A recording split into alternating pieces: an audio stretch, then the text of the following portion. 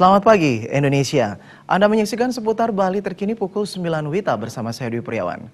Berbeda dari penerimaan pajak secara nasional yang mengalami penurunan 29,19%, penerimaan pajak di Direktorat Jenderal Pajak Divisi Regional Bali per tanggal 14 Juni 2016 justru mengalami pertumbuhan 2,79%. Meski demikian, menurut Kepala Bidang Data dan Pengawasan Potensi Perpajakan DJP Bali, Sunarko, target pencapaian tahun 2016 sepertinya tidak akan tercapai.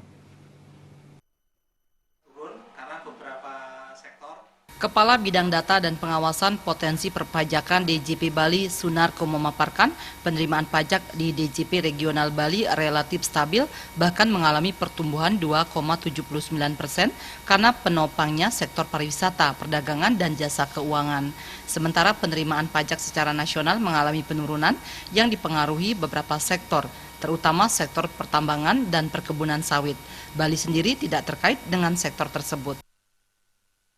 Secara nasional memang turun karena beberapa sektor, terutama di pertambangan.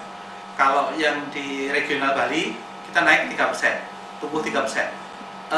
Faktor-faktornya yang pertama karena ada intensifikasi untuk WP orang pribadi, jadi kita menggiatkan lagi untuk sektor perdagangan orang pribadi, kemudian notaris dan dokter. Sementara pertumbuhan penerimaan pajak di Bali dipengaruhi oleh faktor intensifikasi untuk BP orang pribadi. DJP Regional Bali telah menggiatkan lagi sektor perdagangan orang pribadi, notaris, dan dokter. Meski demikian, Sunarko menyatakan target penerimaan tahun 2016 yang ditargetkan naik 40% tidak mungkin tercapai. Purnama, Bali TV.